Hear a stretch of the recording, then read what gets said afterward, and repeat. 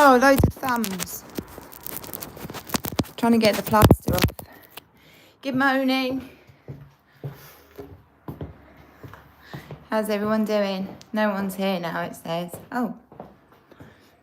But I don't know if that's true or not. Because obviously when I'm recording, I see a view counter and how many thumbs up there are. And when I said hello, there was 2 people waiting. I was getting the plaster off the camera. And then it went to 0, which, to be perfectly honest with you, it's a bit distracting, isn't it? But unfortunately, even though I've been streaming for 10 minutes, nobody's left a question in the comments. So this will be a very long live stream and an opportunity for people to ask questions, and I can just give my opinion and try and point to some sources that might help you answer your questions or engage in a conversation with you, possibly call in. But I don't know that YouTube actually allows, if I'm streaming live from YouTube, can you phone in and have a conversation with me so I don't just have to look at my own face?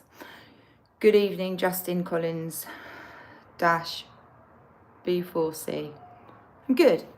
I just wanted to do some ablutions before I got here so that when I watch it back I don't feel pain.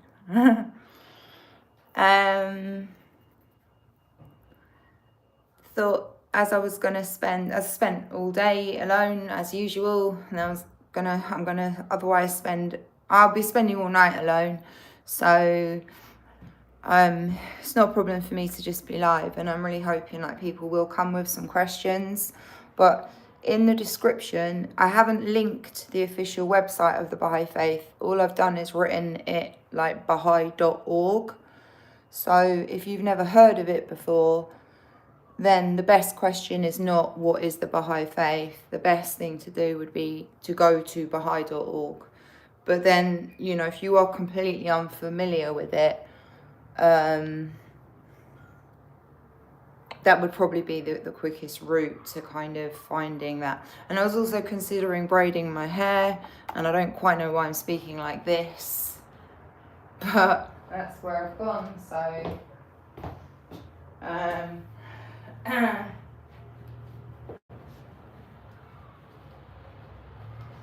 yeah, lights.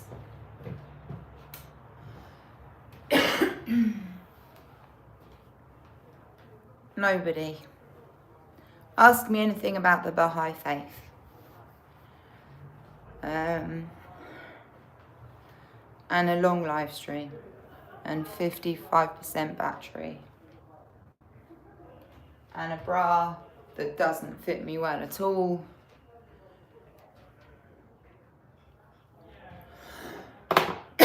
This could be really exciting. Do I look a bit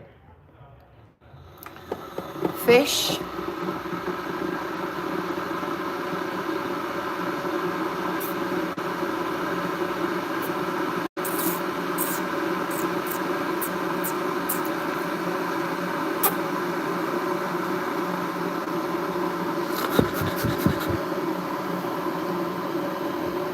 Braid. Right.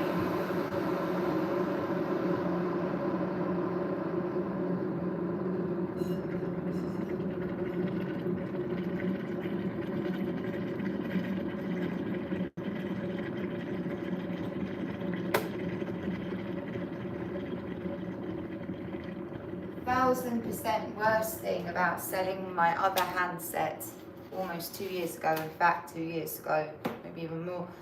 The worst thing about it was then no alternative device to listen to music with. Such a lame move that was. Just for a bit of cash at the time. Good morning. My name is Yashi. Well, that's how I'm known anyway. Americans say Yashi, right? Yaz.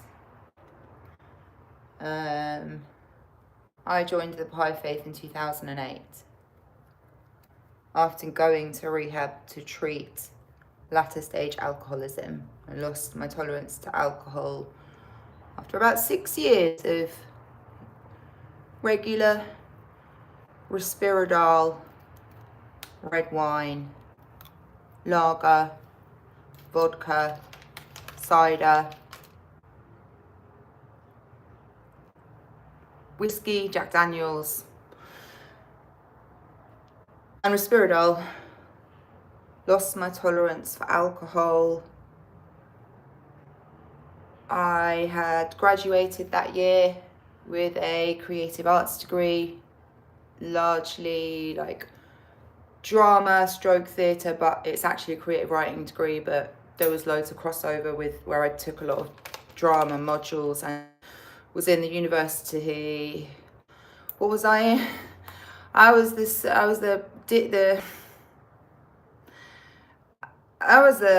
something of the drama society for a couple of years, because when I got to Bath Spa Uni, I went to study psychology and drama. And I didn't know that it was like a creative writing university. I got an unconditional offer to study drama and psychology, I said, right? Because I wanted to be a drama therapist. That was like my long-term goal. Go uni, get my degree, do a master's. That was like, yeah, like in drama therapy, of which there are actually a few different types of, like, so if you've ever had drama therapy, they're not all the same. And when I got to university, I was coming up 24. And is that right? Coming up 23. I was coming up 23. And Jesus, this is hard work. I know quite how to, I just swapped, so I changed my course. Like when I got there, I found out they had a creative writing course. I heard that psychology was like a lot of statistics and it probably wasn't quite what I was actually interested in. And yeah, I had that long-term goal, but obviously it wasn't that, I can't have been that attached to it at the time to change my course to creative writing and drama. But I was so excited to find out they had a creative writing course that I wanted to be on it. So, and then I kind of ended up with a single honours degree. It was meant to be a combined honours, basically. And it really should have been, because I was in the University Theatre Company. We performed at the Rondo Theatre. I ran the Drama Society. I resurrected and ran the Drama Society for a couple of years. And all right, we didn't do that much, but it's not that big of a uni. But we did put on Eve Ensler's The Vagina Monologues for 2 years running. And the first year it was at one campus. The second year it was at both campuses. So that was all good. I ran an open mic called Word for about 6 months with another student. And in that time as well, worked in a coffee shop for one summer, and then I went to one festival like kind of the end of the summer, and then because I have a lot of underlying physical health conditions that are quite restrictive and like need constant managing to be able to work with, going to a festival after working really hard there, and then off I go, and then I'm late for work, and then I kind of lost my job. So then I worked with disabled adults in care home setting for the RNID, which has changed its name, but it was the Royal National Institute for Deaf and Hard of Hearing, I believe. And I was in a relationship with a man that was becoming more and more violent towards me as time went on, and he was extremely possessive, paranoid, and other stuff. But I took an extra year to graduate because of missing time at uni with ill health, and so I graduated in 2007, And by which point, like, because I had akathisia from taking Risperdal, red wine is actually, according to David Healy, Psychiatric Drugs Explained 2000 edition, red wine is the antidote to akathisia. So I started drinking from young anyway. I was already drinking at home as a child. I don't really want to be any more explicit than that.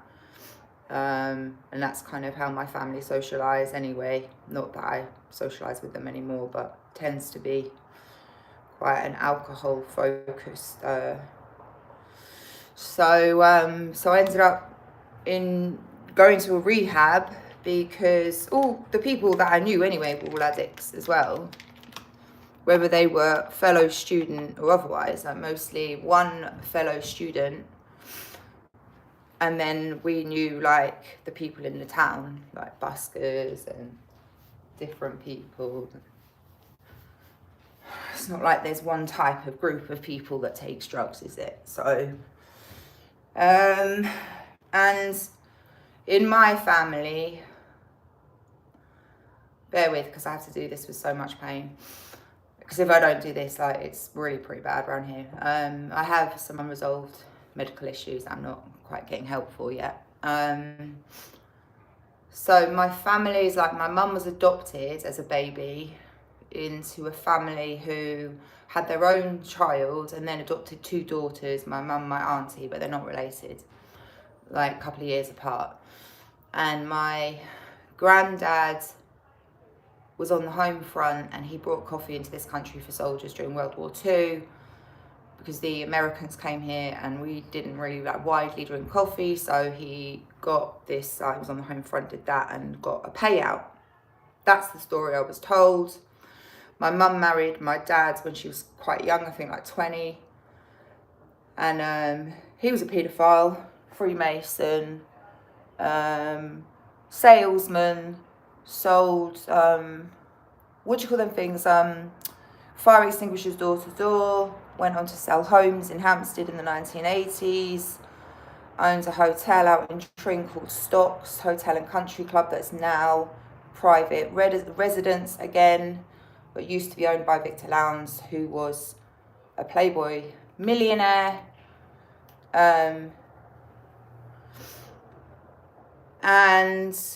that I'll tell you what that hotel is, because you can't find very many pictures of it on the internet, but it's on the Oasis album Be Here Now. There's a vehicle that's in a swimming pool. I'm sorry about my face as well, I've got sinus problems. There's a car in a swimming pool on an Oasis cover, and that's the back of Stocks Hotel. So you can see the conservatory, there's the golf bar. I know like that whole area, right? So that was my dad's place. But Freemasons are liars. Generally speaking, if they're really Freemasons, then they're really liars. And so a lot of people in my family screwed me and my mum over, basically, because when my parents divorced for serial adultery by my dad, especially with younger women as well, one of whom went on to be my stepmom. When they divorced, she obviously got some money, but immediately this guy, this handler, appeared in her life at the stables where she kept her horse. She had a horse that she'd go riding, and she'd take me to ride the ponies because it was like a place to go and learn how to ride. It's quite Patchett's Equestrian Centre. It's quite well known for like that part of London, sort of near Elstree and everything. And this man called Malcolm David Orton just popped out of nowhere as the new like handyman.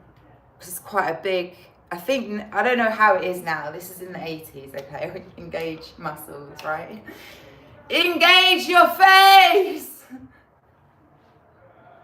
I'm so sorry, man. I don't know what happened. If you see my mum today, I'm sorry. I love her. So he starts working there, and he's got shittle, like he's living in a static mobile. And my mum didn't, by her own account, my mum did not like him. And she was friends with another Malcolm called Malcolm Gann. And Ganny's like a real short, well, he's not that short, but like Ganny's quite a short guy. And Malcolm David Orton's really big, fucking raw. And they used to go to the clubhouse at Patchett's, because you could get a bit more than a packet of crisps at the clubhouse. And he got her drunk and moved in with us. Okay, that's that. And he was best friends with Jimmy Savile by his own account. He had connections in Saudi Arabia by his own account.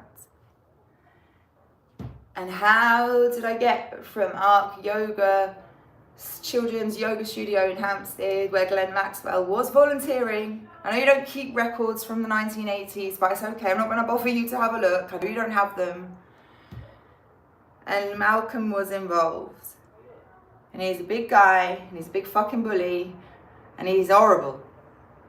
And I think he's a sadist, and I think he had a way with one of my friends that at least a couple of my friends that I went to school with. One of whom. So, me personally, I've not had sex with Malcolm David Orton to the best of my knowledge, but when I'd go and stay at my dad's house at the weekend, 5, 6, 7 years of age, my dad groomed me. I believe he was probably influenced by Alfred Kinsey, whose books were published in the 60s. That's quite a big deal. Like this tech that I'm using now that we're talking via, it's been around for not even a second in the history of mankind. Not even half a billion. Back then, like, those books that Alfred Kinsey published in the 60s, like all the sex research, sexology, there was new ground. Because previously, just people they didn't do like much data collection on sexuality and so on and so forth. And obviously coincided with the pill, which means that you no longer need to be married to have sex because there's no risk of pregnancy.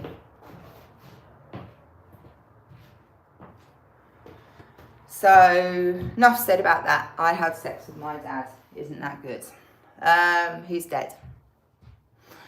And a lot of people screwing people over for money and having people under sort of coercive mind control. People not very nice, having two faces, working alongside each other. And me, I was christened Natasha Claire List. Yes, my family did that. They had a Christian front, or at least my dad did. I don't think my mum was too worried. And interestingly, Natasha in Greek is pretty synonymous with prostitute. My dad gave me that name, so I do not use that name anymore. But I don't mind being called Tash, to be honest, but just the N, I don't know, it's just a badly used name. So I changed my name, and he hated that. And basically, when I was 17, my dad just handed me over to a psychiatrist and said, you take over from here. And so I think because there was no Bible in my house, there was no Quran, nothing like, I think when you're born into religion, like it's such a different slant to have when you don't have one in your family. Like, because obviously I'd ask my mum about it, like, are we Christians or whatever? And she'd be like, no, we just go to church for hatchings, matchings and dispatchings, i.e. weddings, christenings and funerals. I can't finish these because I've done them in the wrong order. But yeah, I think when it's not there, like you look for it and you want to know what it's all about. So that kind of got me asking questions, and then fairly quickly, by the time I was 16, led me to meet a family who were members of the Bahai faith. And in the long way around to get back to there again, you may need to speed this up to be able to listen to it. I got involved in a church in about 1998, end of 1998, that I now just consider was a CI operated enterprise, because most of the charismatic churches that have been around since the 60s have been a CIA enterprise to bring back the return of Christ And then in the long way around, I discovered that Baha'u'llah is the return of Christ. Part 1.2. And we'll come back again later. And if we'd been allowed to know that 150, 200 years ago, instead of it being covered up by various institutions around the world, things would make a lot more sense. And today, Matthew, the Bahai faith is run by the Universal House of Justice, that was originally a thing that was foreseen to be in the future. When there were enough local houses of justice established in countries that they could nominate delegates who could then go and vote, elect, nominate their people for the National House of Justice, aka for some reason now it's called Spiritual Assembly at the moment. When there was enough of those, then after an organic spread of the religion, then they could elect eventually every 5 years, nominate delegates who would go to the Holy Land and would elect the Universal House of Justice. But instead, after the death of the Guardian in 1957, they talked among themselves and decided to go ahead and nominate themselves as the first ever Universal House of Justice in about 1960, before anyone had really got the tail end of what was happening. And that, as I only recently found out, was not meant to have happened. But it happened. So now the Baha'i faith has no guardian, despite the fact that its texts, I'm referring to the Will and Testament of Abdul-Baha, seem to me to explicitly reference there being an institution of the guardianship that was supposed to continue. And after the death of the first guardian, there was apparently no will that had been left. How convenient that they did not find a will. Where did it go? They said, oh, he didn't write one. Oh, how convenient. We're getting out of hand. No one's got any bloody questions for me. Someone's written in Hindi. That's so pretty. I love your font, man. That's such a great font. Just so much more elegant than, how are you? Was this boring? I said it was going to be long, didn't I? Said like I'm here for the long haul. But when I really consider it, like what I could tell you about it, I think the answer to that is nothing. I think what's better is I give you a warning. I'm going to warn you. If you look into the Baha'i faith and you become convinced of the claims of its founders, be very careful.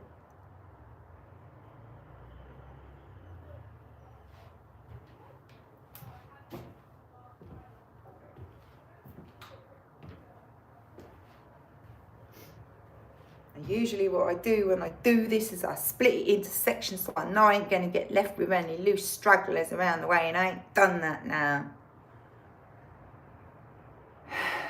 I was not prepared for the pushback that I got because of Baha'u'llah. I was woefully ill prepared. But although, to be fair, from the psychiatric programming, in retrospect, yeah, don't be surprised. It's only the return of Christ. Coming soon. Apparently, according to all the religious sources, the return is imminent, guys. And it's like, yeah. So, is it a utopia? Well, there are some less fortunate. Imagine, you see, if you're born into the Baha'i faith, the absolute worst thing is something against the concept of unity, the concept that there is only one Baha'i faith, and there is only one Baha'i faith, but it's supposed to have a guardian, and now it doesn't. It has a Universal House of Justice instead. It's had it for ages, before we even had that many other things. So, there's books to be translated and disseminated, of course, but, work with the UN. That's what they do. They have a lot of people from the Baha'i faith that work for the UN with the best of intentions, but they are not allowed to question whether or not there should be a guardian, because the general consensus is no, it's over that institution now. The head of the faith, no, we don't need one. We don't need one. Okay, cool. What are you going to do now? Just keep electing each other all the time? Fab, because nobody wants to marry you. Because you're in a cult. Not Christian, not Muslim. What are you going to do? And unfortunately, it is now a cult. It's been a cult. What's it now? 60 years, is it? So, good fun to be born into. No, that's hell on earth. Yeah, I think I prefer my Satanist family, so.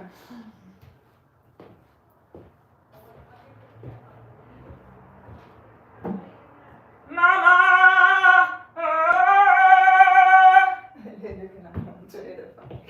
Scaring the children.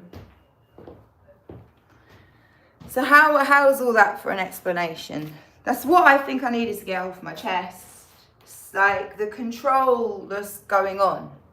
You got to understand some of these, it's a bit like that Matrix speech. Some people are not ready to be unplugged. And it's leave them alone if they don't want to be unplugged. But with all the due sympathy in the world, I love you guys. Look, I met some real Baha'is in my time. And they're mostly, I'm going back to when I was, 28? And these are other 20-somethings. You guys are the real ones. Look at the dawn break. Look at your books, your library. Okay? Nobody else knows about it. Leave it to the Universal House, What do? I don't know, keep searching. Read the Will and Testament of Abdu'l-Baha. Compare it with the new, what's it called again? The World Order of Baha'u'llah by Shoghi Effendi, maybe. And then what? Look, because they're not okay. I've met your parents.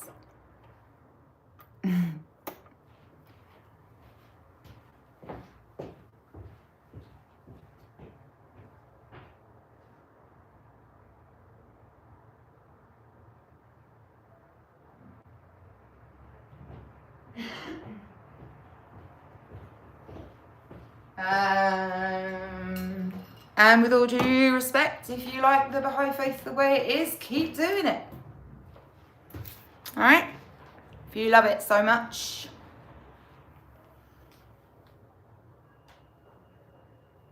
But if you are aware that the KGB defector Yuval, what's his name, begins with a B, did say they have infiltrated everything.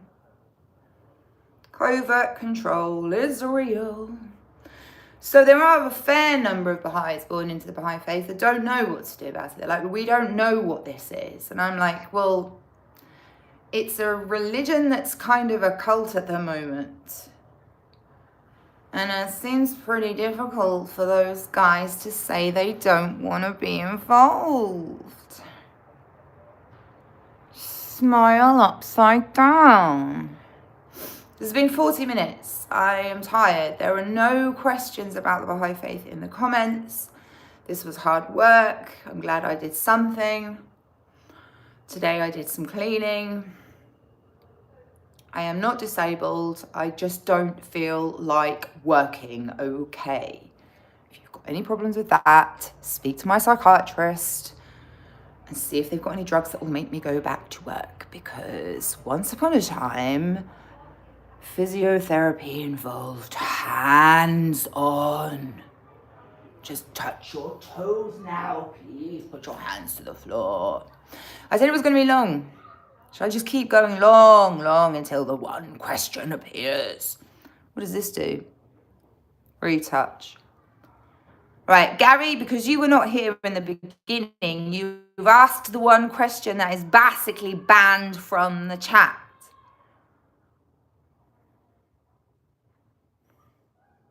Look at that. How that dentist when I was a kid told my mum I didn't need any work.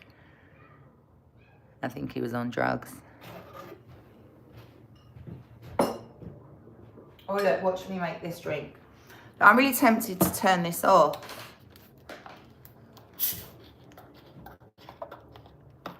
So, you know, if someone needed to hear this tonight, or today, or in the future, obviously, then they might find it. Because I do have so much sympathy for those guys. Like, I have to have a lot of pity for myself and where I've come from.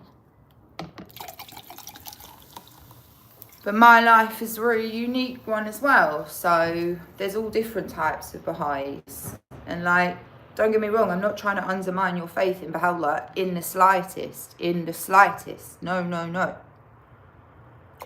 You know? I've got myself in a pickle with it. I didn't understand why it was so horrible to me. My experience of it made me go loop-de-doo. Once I got pneumonia and I was stuck in my room for weeks without even moving, speaking to no one, nothing. I went all like, Jesus is the only way. And it's like, no, no, no, no, no, yes, you are delirious. Well, you didn't see me make my drink, but hey-ho. So no, I'm not trying to undermine anyone's faith. I'm just like, it's not working, what they're doing. There's been quite a lot of people got hurt along the way. And there seems to be plenty of people that are born into it that just would like a moment out, a bit of time out, and they don't seem to be allowed. Of course, somebody will come along, you know, at least like on a Reddit space, if someone made that comment and somebody will come and go, oh, it's absolutely fine, you can leave anytime you like. And it's like, yeah, that's your experience. That's their experience. But I'm not here to trash anything. I'm just like, this is the ultimate conspiracy now, period. Jesus has been back. You're not allowed to know about it. And there's 100 voices raised right now to dispute what I just said. Sad times, because these books would help people. We don't just read the Quran endlessly, do you?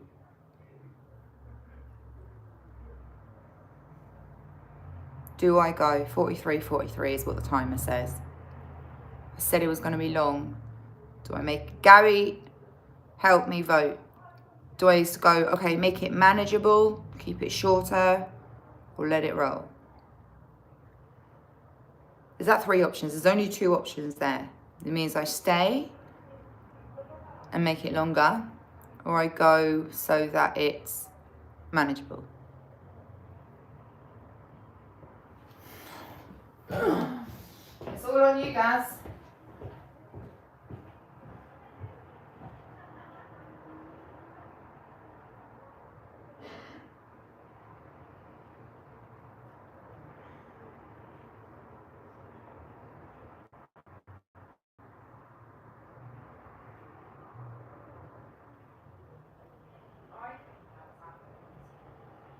I think Gary's gone back to the beginning, and let's find out if he's scommed. Scommed? Have you scommed yet? Jesus is the only true way. What are you waffling about, lol? Nobody wants to read these books anymore. People are sick and tired of all the fighting about it, actually. And if they're not now, then they will be soon. There's people that come preach here in Hertford every so often. There's a couple and they drag, not to be rude, but they drag their kids with them. They come out in the freezing cold with a little PA and start telling everyone about Jesus. And I chat to them, they don't even belong to a church. Their kids were there like doing colouring in on the pavement.